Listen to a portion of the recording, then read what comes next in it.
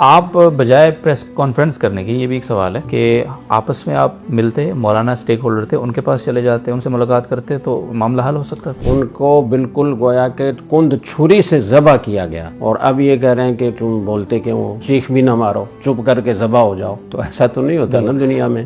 تو یہ بات آپ کو آج یاد آ رہی ہے؟ مطلب مدارس تو کب سے ہیں نا، تو یہ آج آپ یہ رٹ کیوں لگا رہے ہیں وزارت تعلیم کی؟ چوتھی شق اس میں یہ ہے کہ پانچوں بورڈز کو حکومت کی جانب سے قانونی حیثیت ملنے کے بعد ان کا رابطہ وزارت تعلیم سے ہوگا۔ یہ 2010 کا معاہدہ ہے۔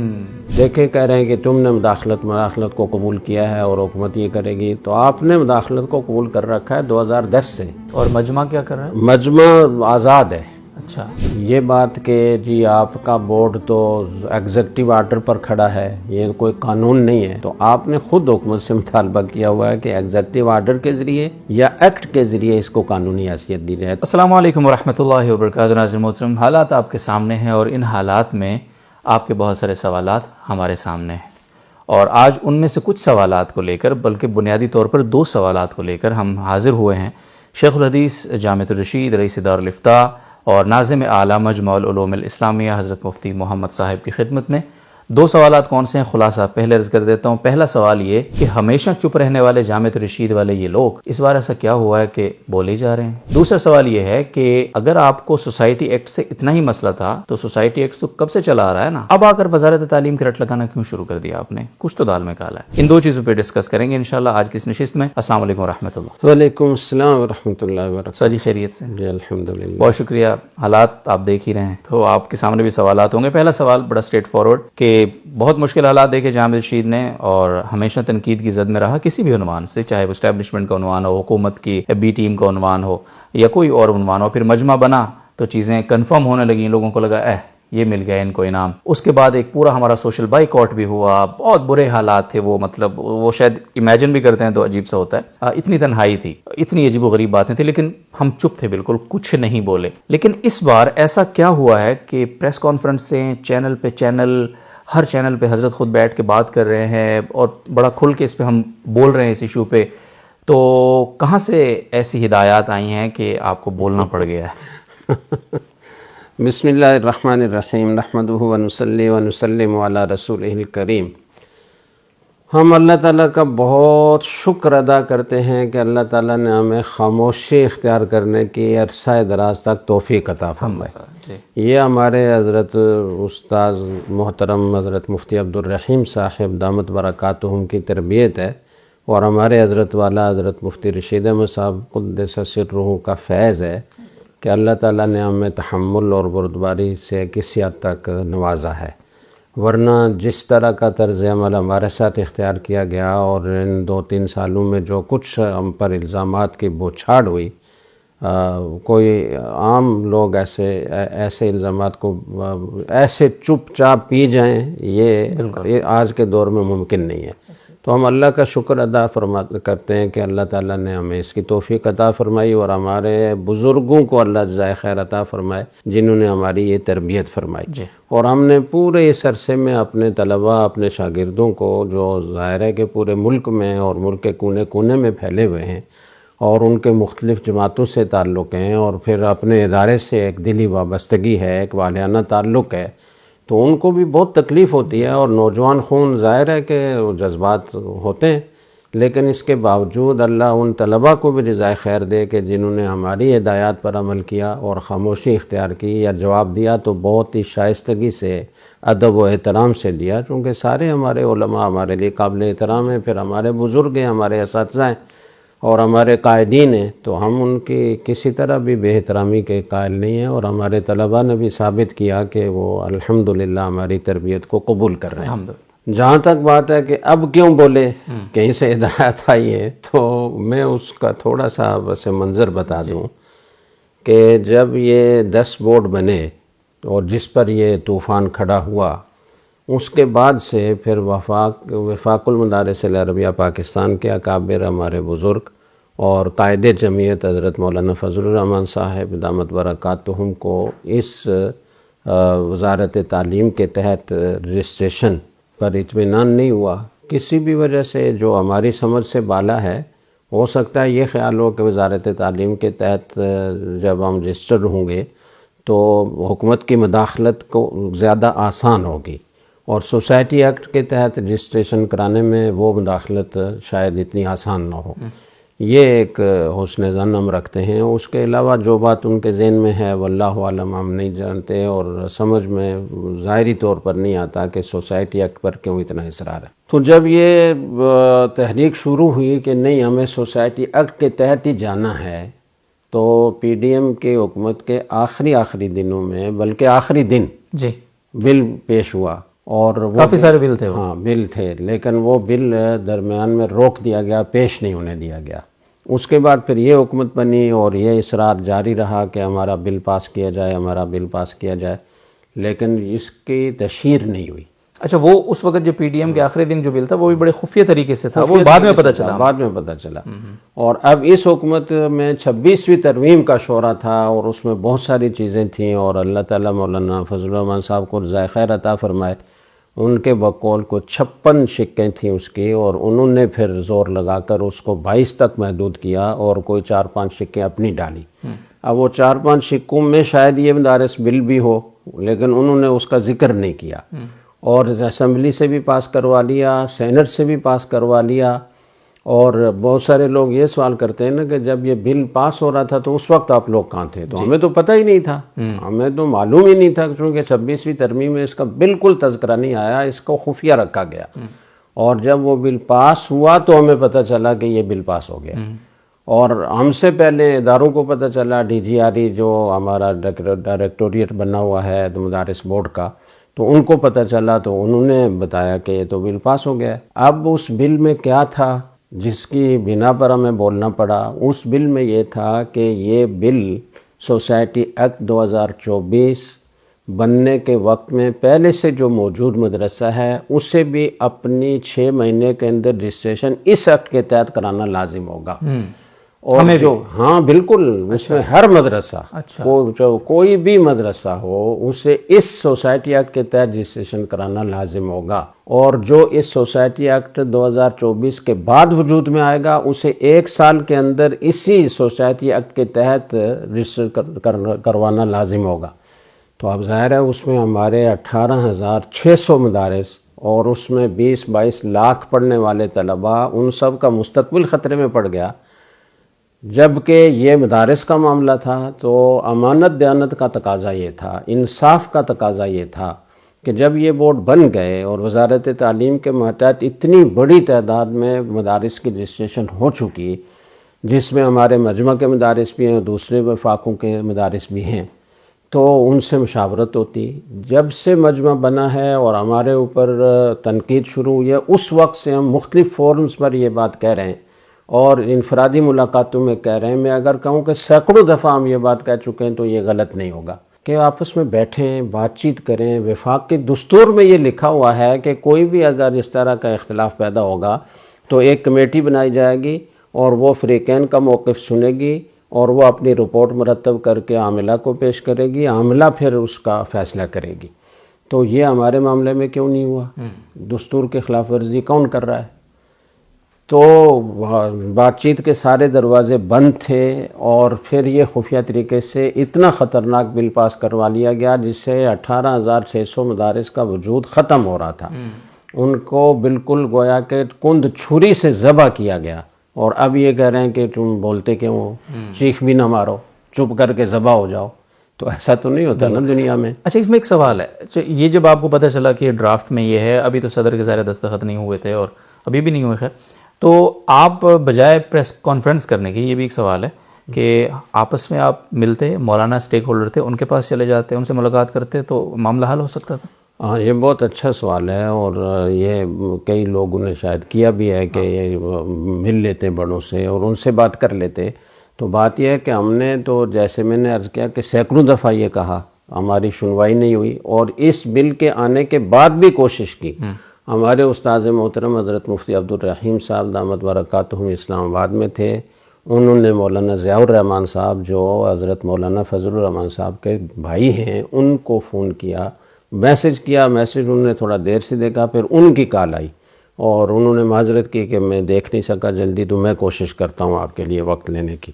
لیکن حضرت قائد ملت صاحب نے وقت نہیں دیا. ہو سکتا ہے ان کی کوئی مجبوری ہو، نہ دے پائے ہوں، لیکن بہرحال انہوں نے ملاقات نہیں کی. کوشش کی گئی تھی. کوشش کی گئی تھی. اور اس کے علاوہ وزیر اعظم سے ملنے کی بھی کوشش کی گئی کہ کسی طرح ان سے ملاقات ہو تو ان کو ہم اپنی فریاد ان کے سامنے رکھیں اور یہ کوشش کریں کہ علماء آپس میں تصادم کا شکار نہ ہوں اور اس طرح آپس میں اختلاف اور خلفشار نہ پیدا ہو.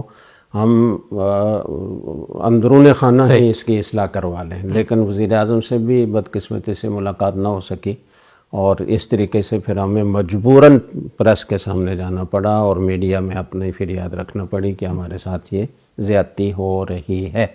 اور اس میں پھر آپ کا کیا موقف تھا میڈیا کے اندر جب آپ کیا چاہتے ہیں اب؟ اچھا، میڈیا میں بھی ہم نے اسی بات کو دہرایا جو ہم 3 سال سے دہرا رہے ہیں کہ مسئلہ ہے نا، اختلاف ہے. ان کا اصرار ہے کہ سوسائٹی ایکٹ کے تحت ہمیں رجسٹریشن کروانی چاہیے اور ہم کہتے ہیں کہ وزارت تعلیم کے تحت رجسٹریشن ہونی چاہیے.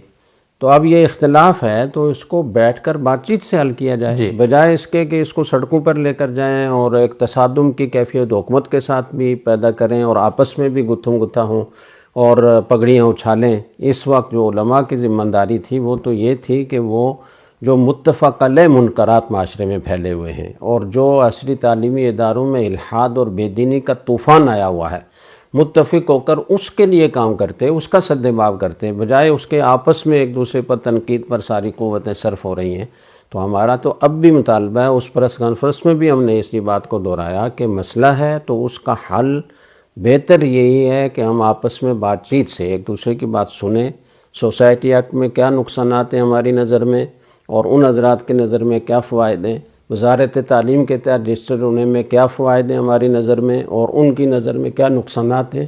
اس پر ڈیبیٹ ہو جائے، اس پر گفتگو ہو جائے، آپس میں مل کر مشورہ کر لیں تو یہ مسئلہ آسانی سے حل ہو سکتا ہے. بالکل. اچھا، اب یہاں اسی سوال سے اگلا سوال، وزارت تعلیم، اب یہ بات ہوتی ہے، خود مولانا نے بھی کی، آج بھی وہ پریس ٹاک میں یہ بات کر رہے تھے کہ لوگ یہ کہہ رہے ہیں کہ سوسائٹی ایکٹ سے وزارت صنعت و تجارت سے تعلیمی اداروں کا کیا تعلق ہے؟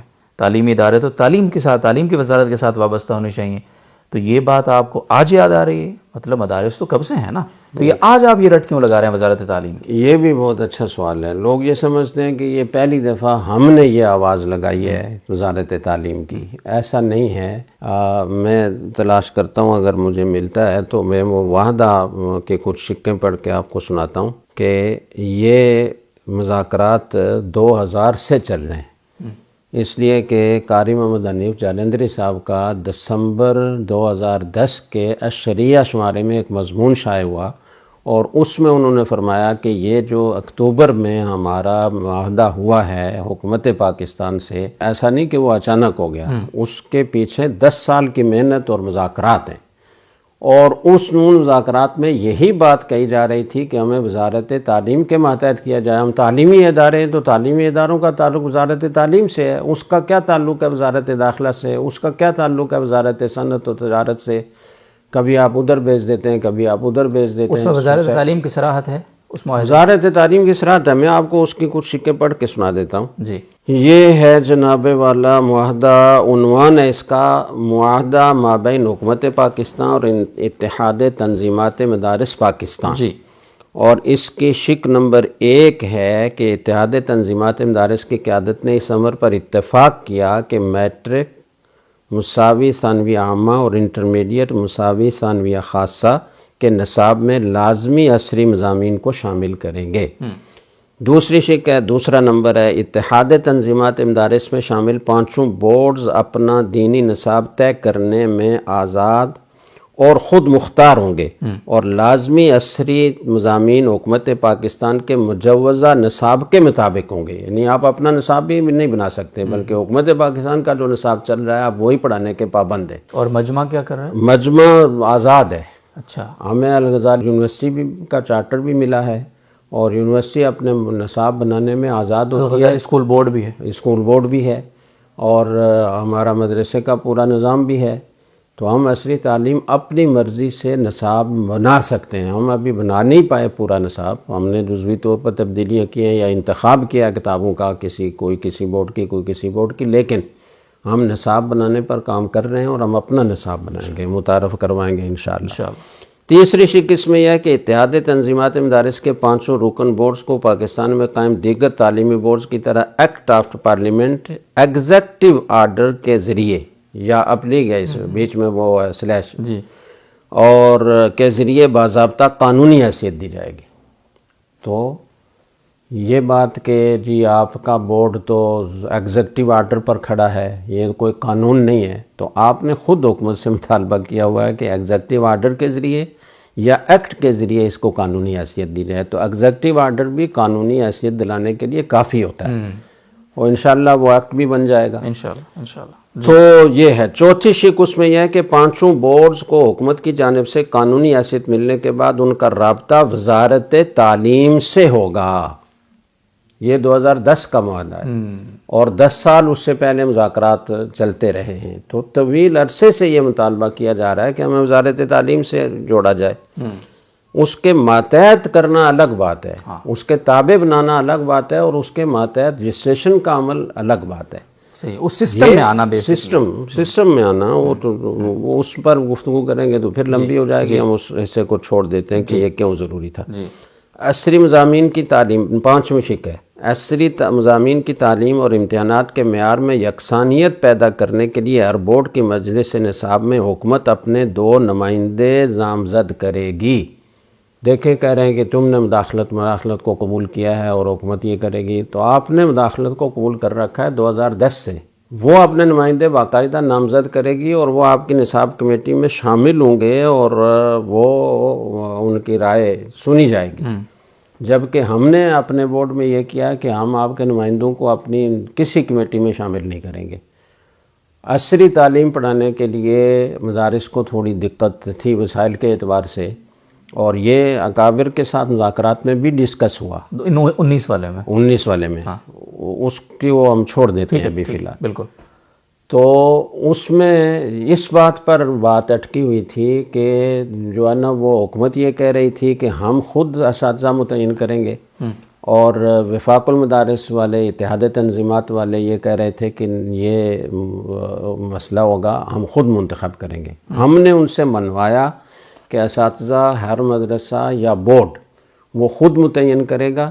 البتہ جو ایچ ای سی کی ریکوائرمنٹس ہیں وہ پوری کی جائیں گی کہ وہ میٹرک کے مضامین پڑھانے کے لیے تعلیمی قابلیت جتنی ان کو مطلوب ہے وہ اس کا ہم خیال رکھیں گے، اور اس کے مطابق ہم خود اساتذہ متعین کریں گے، تنخواہ آپ دیں گے. صحیح ہے. اچھا، یہ میرا خیال ہے اگلی کچھ شکیں ہم لگا بھی دیں گے تو ناظرین خود اگر پڑھ لیں. اس پہ سائن اگر ہم ڈسکس کر سکتے ہیں معاہدے پہ. ہاں، اس معاہدے پر دستخط ہیں جناب حضرت مفتی منیب الرحمان صاحب کے، قاری محمد حنیف جالندری صاحب کے، اور دیگر تنظیمات کے سب بڑوں کے ڈاکٹر یاسین ظفر صاحب ہیں، مولانا عبد المالک صاحب ہیں، مولانا قاضی نیاز حسین نقوی صاحب ہیں، اور حکومت کی طرف سے قمر زمان چودھری سیکرٹری داخلہ، اور سینیٹر عبد الرحمان ملک رحمان ملک وفاقی وزیر داخلہ، ان سب کے دستخط ہیں. اسلام آباد 7 اکتوبر 2010. تو یہ مطالبہ تو دیرینہ تھا کہ وزارت تعلیم سے منسلک رہنے میں فائدے ہیں، اور اس میں بہت سارے فائدے ہیں، اس پر ہم الگ سے نشست کر لیں گے انشاءاللہ، اور ہماری دعوت ہے کہ اس پر بات چیت کی جائے. جی بہت بہت شکریہ، جزاکم اللہ خیر. اور ناظرین محترم، یہ 2 سوالات ہم نے رکھے اور ان کا جواب آپ نے سن لیا. بڑا میرے لیے بڑا سرپرائزنگ تھا. ہم تو 2019 کے معاہدے کی بنیاد پر بات کر رہے تھے، یہ تو 2019 سے بھی تقریباً 9-10 سال پہلے کا ایک معاہدہ ہمارے سامنے آ گیا، جس کے پوری شکوار ہم نے، اور مذاکرات اس سے بھی 10 سال پہلے، تو گویا 2019 کے معاہدے سے بھی کوئی 20 سال پہلے کی ایک ایفرٹ ہے. تو بہرحال یہ ساری چیزیں آپ کے سامنے ہیں. تو اب چاہے جس کے جی میں آئے وہ لے سے روشنی، ہم نے تو معاہدہ دکھا کے سر عام کر دیا ہے، یوں کہنا چاہیے. اور باقی کچھ اور سوالات بھی ہیں جو بہت یقیناً اہم ہیں، اور آپ کے ہر سوال کی جو سوال نہیں ہوتا، اگرچہ اعتراض ہوتا ہے، گالی ہوتی ہے، ہم اس کو بہرحال آپ کی جذبات کی قدر کرتے ہوئے سوال کا درجہ ہی دیتے ہیں، اور انشاءاللہ ان پر مختلف ہم اوقات میں ان سوالات کا سلسلہ آپ کی خدمت میں جوابات کا سلسلہ رکھنے کی کوشش کریں گے. اور جن کو سمجھنا ہے وہ سمجھ لیں گے، جن کو مزید اس پہ گالم گلوچ کرنا ہے تو ان کے لیے بھی پلیٹ فارم تو کھلا ہی ہے. آپ سب کو بہت شکریہ، دعاؤں میں یاد رکھیں اور دعا کیجیے کہ اللہ تعالیٰ یہ جو کانفلکٹ ہے اس کا کوئی نہ کوئی حل ہمیں دے دے. اور انشاءاللہ امید کی بات یہ ہے کہ انشاءاللہ ہم ایک بہتر حل کی طرف چلے جائیں گے انشاءاللہ. جامع رشید ہمیشہ ہر کسی کو اسپیس دیتا ہے، تو ہم یہ درخواست کرتے ہیں کہ اس دفعہ جامع رشید کو اسی اسپیس کی ضرورت ہے اور دیگر جو بورڈز ہیں ان کو، اور باقی 18,000 کی جو تعداد ہے نا 18,600 کی، یہ بھی پوری کر کے دیں گے۔